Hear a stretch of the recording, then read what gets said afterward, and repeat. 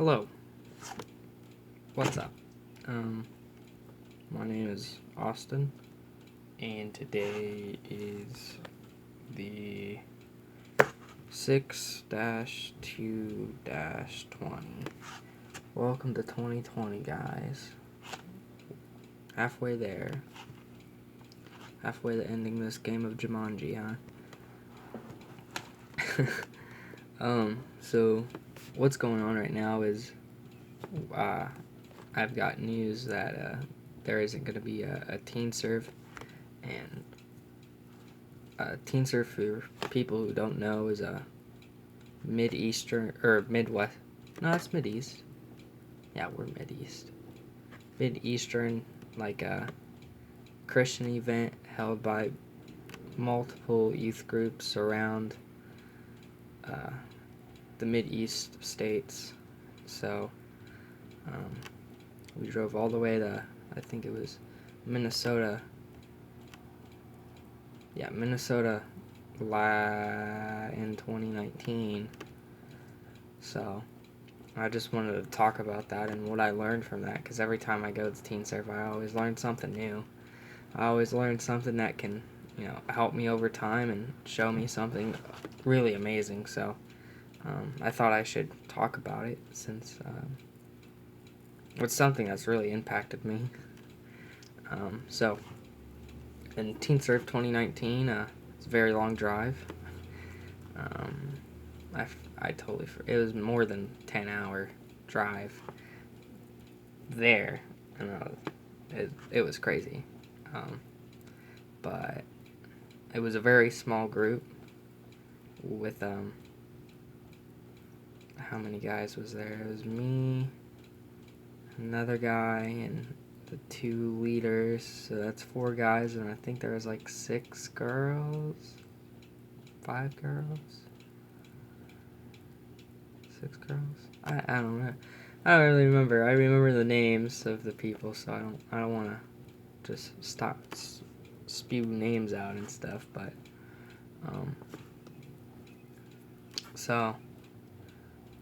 I went.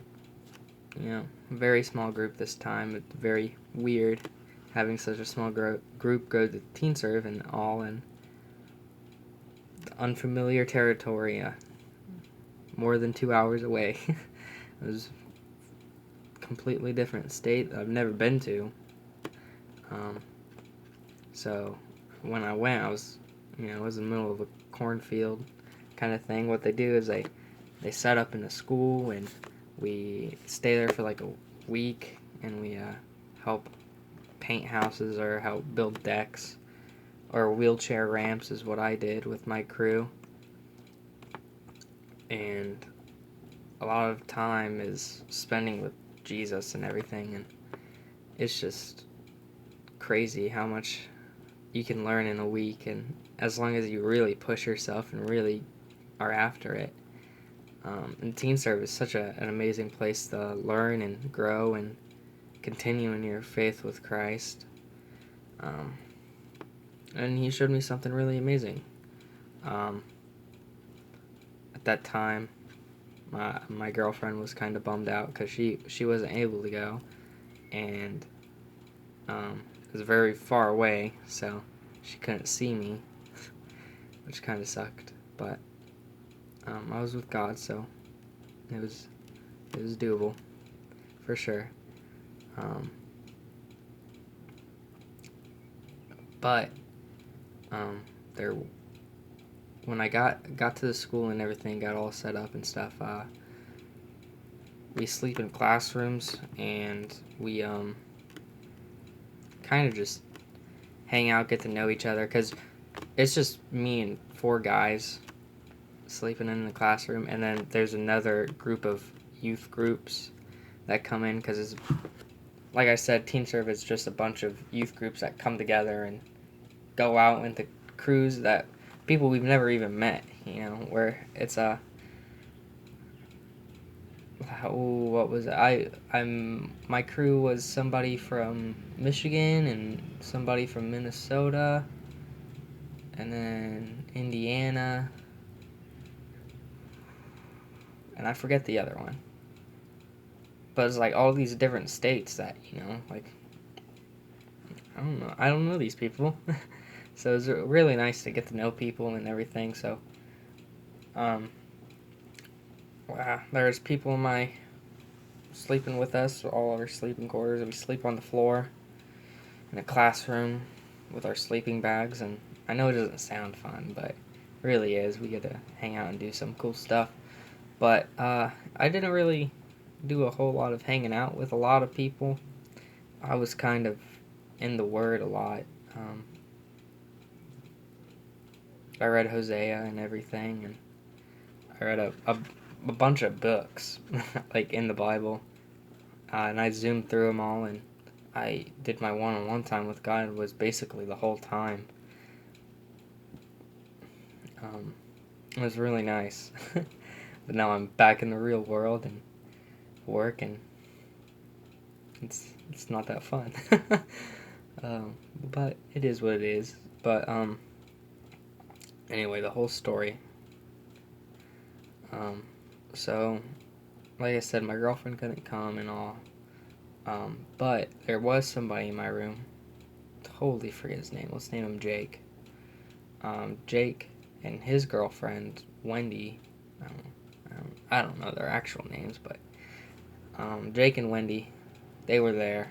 And every time I was reading and everything, my Bible and whatnot, and I was getting these whispers. Every time Jake would pass me, he's like, I want you to watch him all week. And I could feel that was God's telling me, just say, hey, when you're around him, take notice of him and see what he does. So I did. Every time I would sit in the cafeteria and Jake would come by and sit down with his girlfriend or whatever, and all these people, and all the stories I heard about him, because somebody from my crew is also from the same youth group, and they're very close. They're very tight. Very inseparable. Let's say that. That's a lot better. Wherever Wendy goes, Jake goes, kind of thing. And I thought about it. I was like, man, God really showed me something there. He's like, this could have been you. If my girlfriend would have came, she and I would have been stuck on each other, and I would not have spent as much time with God that I did that week. And he showed me that. He's like, do you see how much he's reading? Do you see how much he's spending time with me? I was like, I do, Lord. And like, he's really not. Like, you got to make sure that, your idols, even girls can be idols, or boys, I guess, if you're a lady. Or, anything can really be an idol, but people we love, I think, are typically the ones that we kind of hone to, So, God really showed me, is like, man, I didn't want her to come, and this is why, so I can speak to you, because I know I couldn't speak to you with her around, because, we'd be somewhere we never been, and we wouldn't talk to any other people and stuff, and it would really suck, because both of us were, like, introverts. We like to kind of just hang out by ourselves and chill. But, it does suck that she didn't come, and she missed out on a lot. The worship, the message, and everything. All that. But God really showed me something in her absence. Like, hey, I know, like, you're on the fence of her being your idol and everything, so I just want to show you this is what happens if your girlfriend becomes your idol. And I was like, oh, okay, that's kind of lame.